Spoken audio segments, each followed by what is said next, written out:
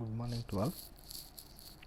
So in previous class we have discussed some two conditions. So now one condition had one end is fixed, another end is free, and one condition is fixed, another end is in.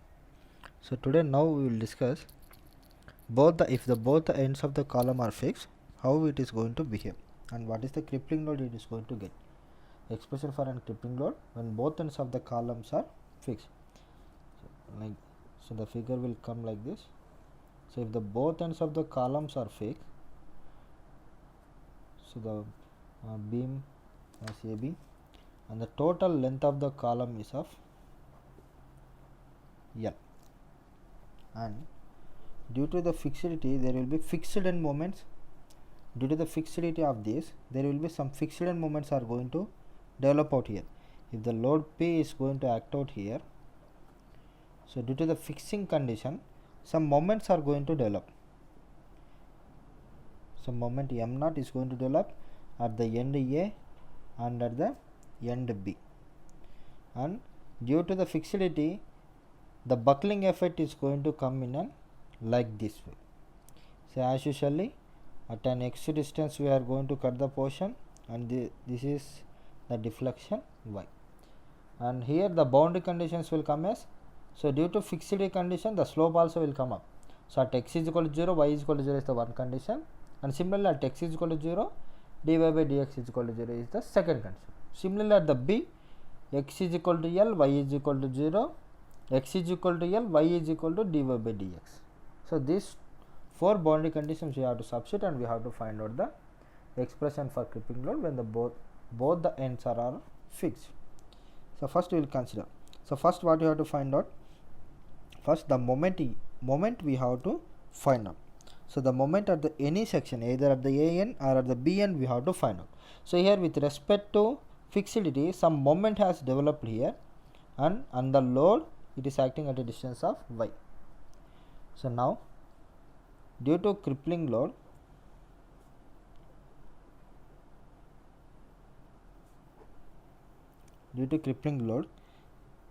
the moment can be written as m yard minus p into y, and the moment can also be written as, the moment we know, that is ei into d square y by ds square. In the previous two derivations we have seen these things. So now what we have to do, we have to combine these both equations. Then the equation will come as ei into d square y by dx square is equal to m0 minus p y. Now what we have to do, we have to divide the entire equation by ei. Then we will get ei into d square y by dx square by ei is equal to m0 by ei minus py by ei. ei will get cancelled out. From this the equation can be written as d square y by dx square. So if you convert this into this side, plus p by ei into y is equal to m0 by ei. So now what I am going to do, if I am going to consider this an equation, now I am going to multiply and divide equation A with P on both sides. Now what I am going to do, I am going to multiply equation A with P on both sides. Then we get d square y by dx square into p by p plus p by ei into y into p by p, multiply and dividing. Next m0 by ei into p by p, and this equation can be written as d square y by dx square plus p by ei into y is equal to m0 by p into p by ei. So these can be written in these terms, where by neglecting the values of p by p, and this equation can be written as m0 by p into p by ei, nothing but taking of constant. So now in previous derivation we know that let alpha square is equal to p by ei, then the value of alpha is equal to root of P by EA. So these are the terms we know previously. Now what you have to do to get the required equation, what we are going to do, we are going to differentiate this equation. So by differentiating this B equation, we will get the required equation. So previously in the first case only we are going to have d square by d square plus P by EA is equal to 0. In the next case additionally plus A is going to come up. Now here m naught by P additionally is going to come up. Then the solution, now the by differentiating, the equation will come as y is equal to c1 into cos alpha x, c2 into sin alpha x plus m naught by P. So for the first derivation it has come as c1 cos alpha x plus c2 into sin alpha x. For the second case additionally the column has buckled at a distance of A, plus A it has come. Now in this the moments are going to act with respect to the crippling load, that's why m naught by P it has come. That is the difference you have to note down. So here we know the value of alpha, just substitute that y is equal to c1 cos root P by EI into x plus c2 into sin root P by EI into x plus m naught by P. Make it as equation number 1. So now what we have to do, we have to substitute the boundary conditions and we have to find out the final expressions. So what are the boundary conditions we are going to have? So the first boundary condition is at x is equal to 0. So this is at end A. At x is equal to 0, y is equal to 0 and also dy by dx is equal to 0. So this is one condition at the end A. In the second condition, this is at Bn. At x is equal to L, y is equal to 0, same. Also dy by dx is equal to 0. So these conditions will come only to the fixity of the ends. So now what we have to do, we have to substitute these boundary conditions in equation number 1. So first we will substitute this condition. So next, by substituting first boundary condition in equation 1, we get, so first if you are going to substitute x is equal to 0, y is equal to 0, the equation will come as 0 is equal to, first I will write the equation, y is equal to c1 cos alpha into x plus c2 into cos alpha into x plus m naught by P. Then y is equal to 0, so here it will come root P by EI. Here the value of c1 we don't know, c1 into cos alpha into x, so x value is here 0, so c1 into it will become 0, cos 0 it will become 1 plus c2 into remaining value is 0 plus m naught by P. Then from this the value of c1 is equal to minus m naught by P. So here we have found out the value of c1 by substituting x is equal to 0, y is equal to 0. So next what we have to do, we have to differentiate the equation, nothing but we have to differentiate this equation to substitute. So here the form of y here, so we have to substitute the dy by dx is equal to 0, we have to substitute. Then what we have to do, this is in the form of deflection. Now we have, if we are going to differentiate, it will get in the form of slope. Then differentiate it. Differentiating this equation, we will get dy by dx is equal to minus c1 into sin. So here the cos, it will become sin into root of P by EI into x into this equation will become root of P by EI plus c2 into cos of root P by EI into x into root of P by EI. So the m naught plus P will become as constant terms. Next, by simplifying these terms, we will get dy by dx is equal to, like this the equation is going to come up. Next what we have to do, we have to substitute the boundary conditions. The boundary conditions are at x is equal to 0, dy by dx is equal to 0. So substitute this boundary condition in this equation.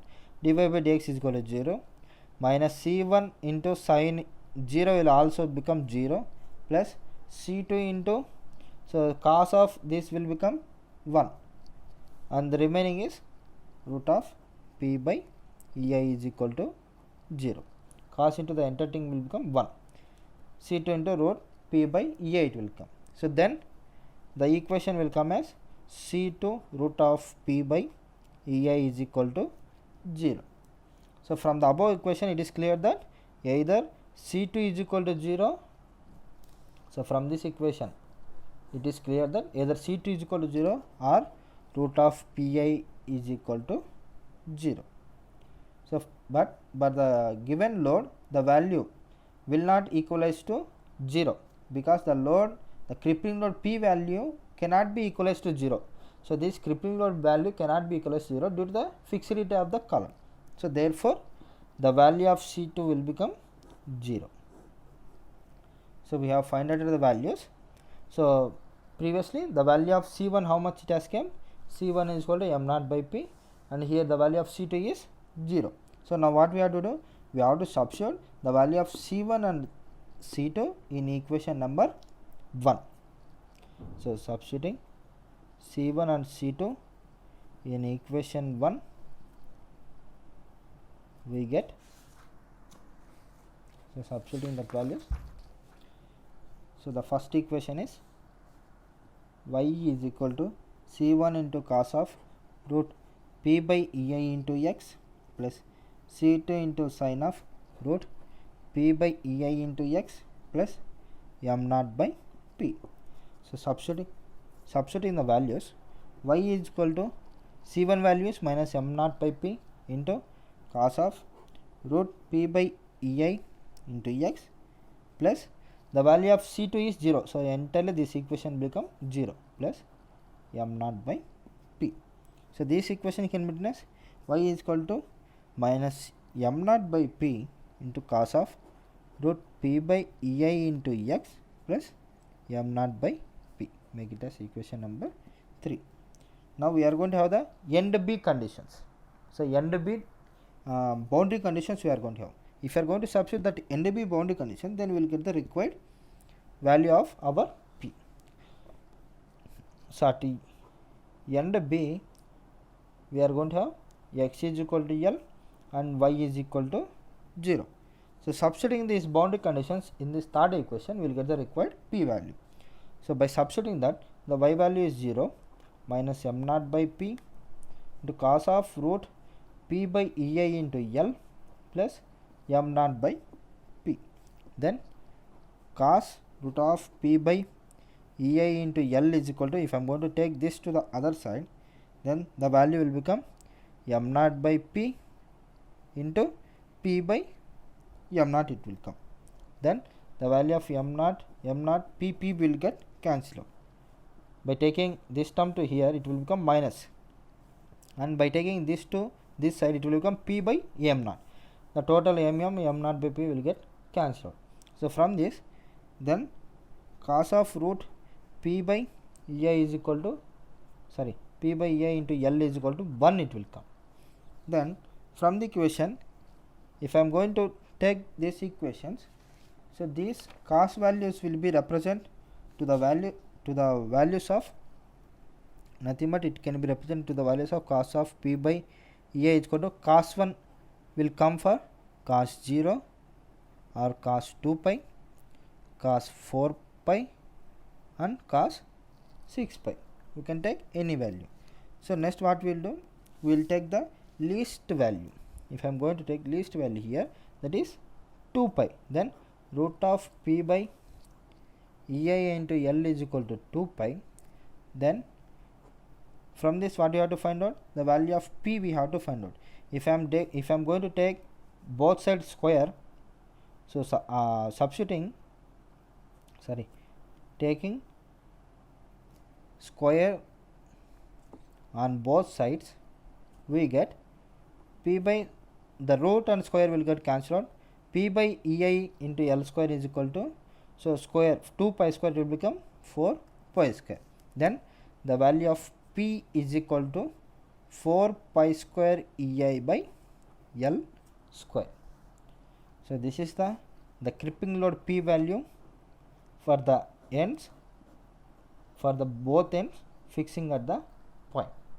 So like this, the fixed conditions we have to find out. So previously we have found out for the both ends fixed. Now we will find out the crippling load for one end is fixed and other end is hinged.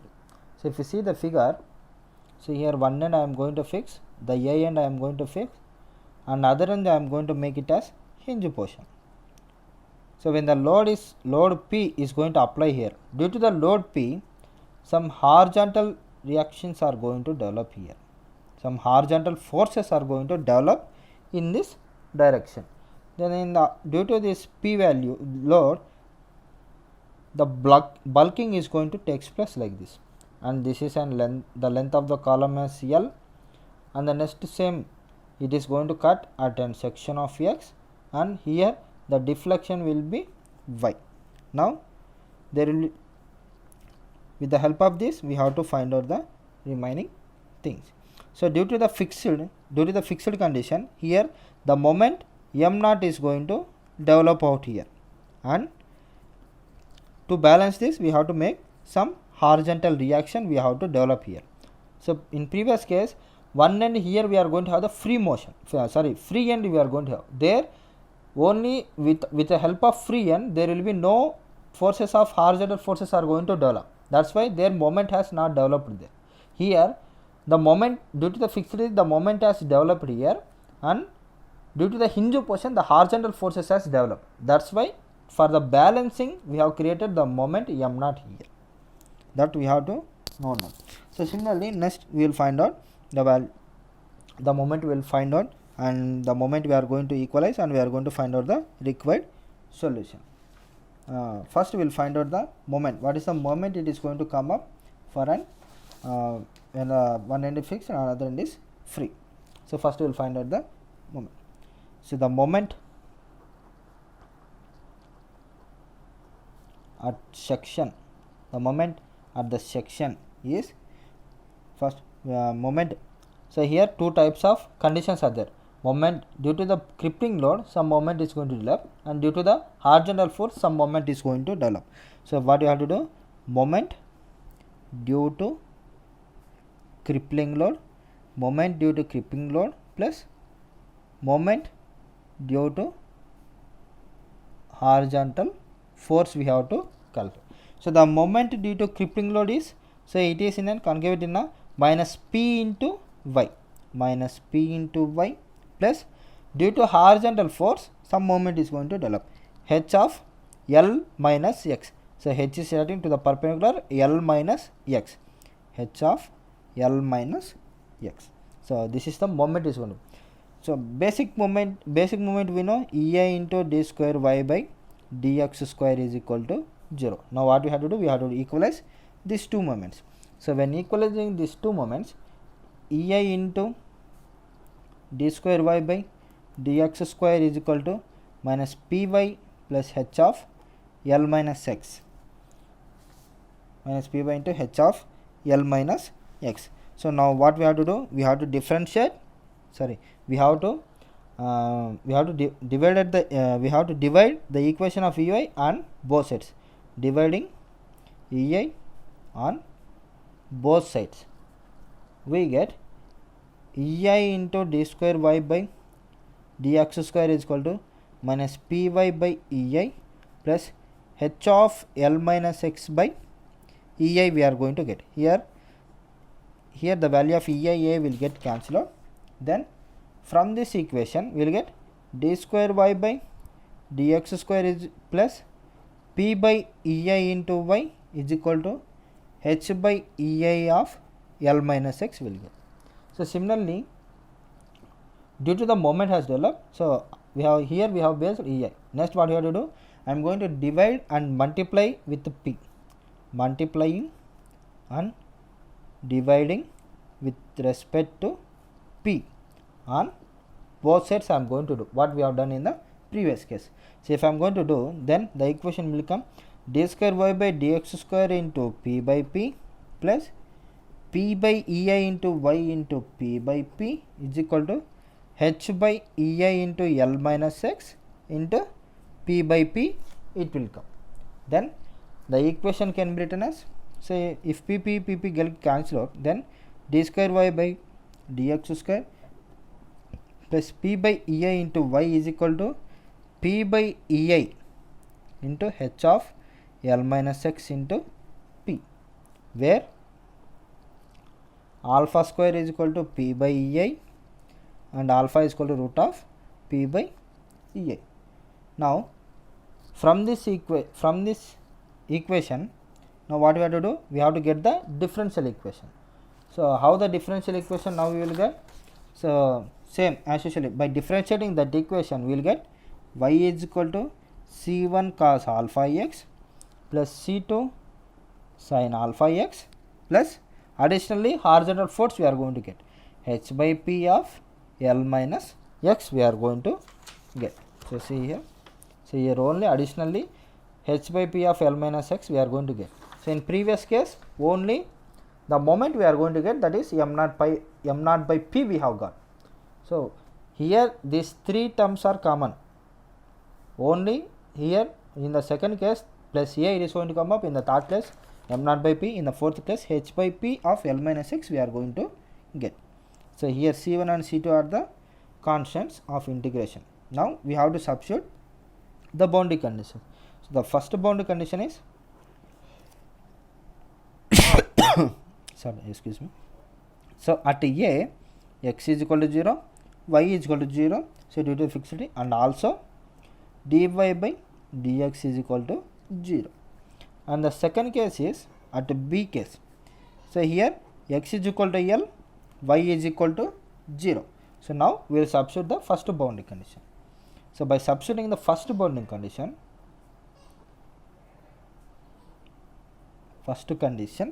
so the value of c1 will become, so first one is y x is equal to y is equal. By substituting here, the y value is 0 of c1 cos alpha into 1, it will become 1, plus c2 is directly it will become 0, plus h by p of L minus x value is 0. So from this c1 is equal to minus h by p into L it will come. So this is the value of c1. Next what we have to do, differentiating. So c1 value we have got. To get the second condition dy by dx, what you have to do, we have to differentiate this equation. So by differentiating this equation we will get one time with respect to dy by dx is equal to minus c1. So this is the same thing what you have done in the previous two problems, similarly same derivations like that only, plus c2 into cos of root p by ei into x into root p by ei minus h by p, where L minus x are the constant terms. So here next what you have to do, by substituting we will get the required equation. What you have to substitute? At x is equal to 0, dy by dx is equal to 0, we have to substitute. So by substituting this we will get the required equation. So what you have to do, at x is equal to 0 and dy by dx is equal to 0, we get, so if I am going to substitute, like the dy by dx is 0 plus minus c1 into sin 0, totally it will become 0, plus c2 into the total term here cos of 1 it will come, c2 into root p by e. So by substituting the values of x is equal to 0, dy by dx is equal to 0, we will get c1 minus c2 by root of p by ei minus h by p is equal to 0 we will get. So from this c2 is equal to h by p, nothing but if I am going to transfer this equation and this value if I am going to multiply, then this value will come as c2 is equal to root of ei by p it will come. So from this equation it is clear that c2 is equal to h by p into root of ei by p, where c1 we have found out, that is h by p into L. So this is the c1 and c2 we have calculated. So now what we have to do, we have to substitute the values of c1 and c2 in equation number 1. In equation number we have to substitute. So substituting C1 and C2 in equation 1 we get, so C1 and C2 we have to substitute in equation number 1. So the equation number 1 we have taken, then so then y is equal to C1 cos x, that one. Therefore y is equal to C1 cos of root p by ei into x, so this is the first equation, plus C2 into sin of root p by ei into x plus h by p of L minus x is equal to L minus x. So this is equation number 1. So now substitute the values of C1 and C2 here. Then by substituting them, minus C1 value is h by p into L into cos of root p by ei into x, plus C2 value is h by p into root of ei by p into sin of root p by ei into x minus h by p of L minus x. So this we are going to get. So next what we have to do, we have to substitute the equation number, plus h by p into x L minus x we are going to get. So next what we have to do, the second end condition we have to substitute, that is at x is equal to L, y is equal to 0, the second boundary conditions we have to substitute in this equation, and we have to find out the final value of p we have to substitute. So y is equal to 0, so y value is 0, x is equal to L minus h by p into L of cos of L into root p by ei plus h by p into root of ei by p into sin of L root p by ei. So here plus h by p of L minus L, it will become 0. So the total equation here it will become 0. Then by solving this we will get that is equal to minus h by p into L cos of L into root p by ei plus h by p root of ei by p into sin of L into root p by ei we will get. So now by taking the terms to other side we will get h by p into root of ei by p into sin of L root divided by pi by ei is equal to, I am taking the negative will become positive, h by p into L cos of L into root p by ei we will get.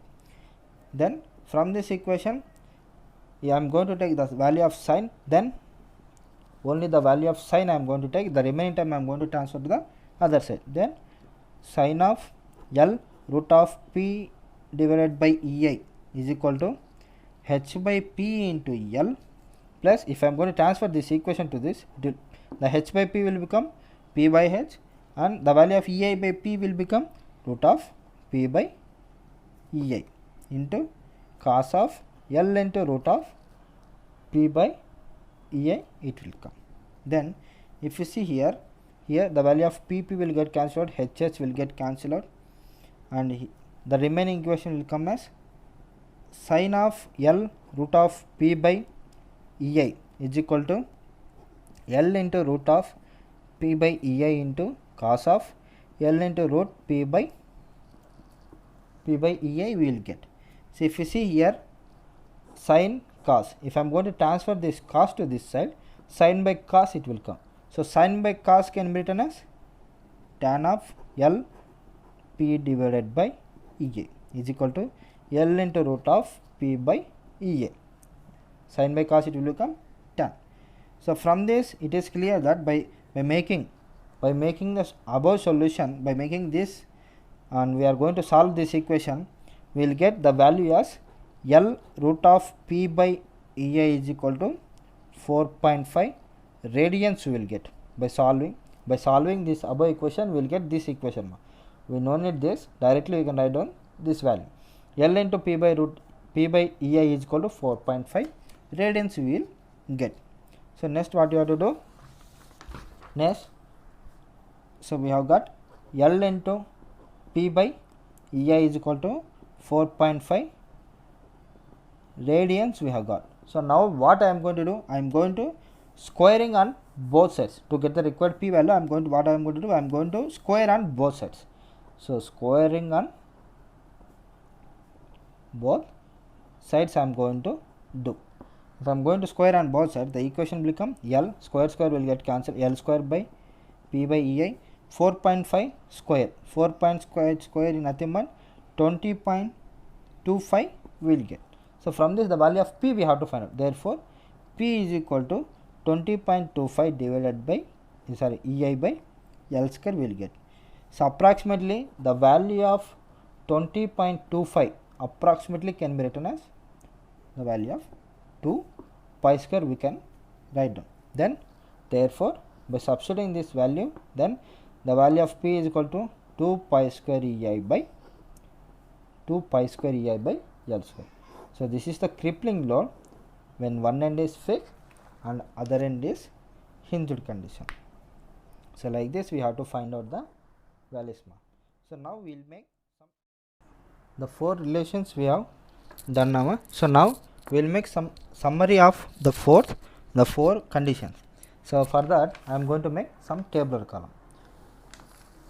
So if you see here, this is of tabular column, and first one is of serial number, and second one I am going to take end conditions.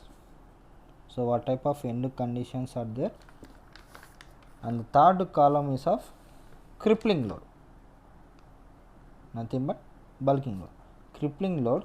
So these are of 2 types. With the help of actual length what they have given in the derivation, what the loads it has came, with the help of actual length and with the help of effective length, what is the difference we are going to come up. And finally relation between actual length to effective length we have to calculate. Relation between effective to actual length we have to make. So in this column finally we will summarize this. So the first case we will take both ends are hinged. If the both ends are hinged, the crippling load P value is pi square EI by L square. So the effective length for all the cases is same, pi square EI by L E square. Here effective length can be written as L E.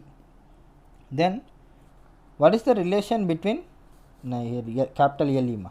The relation between effective length to actual length. So there is no change in the equations now. Then the effective length L E will be same, number 1. Next we will go with the second case. One end fixed and other end is free.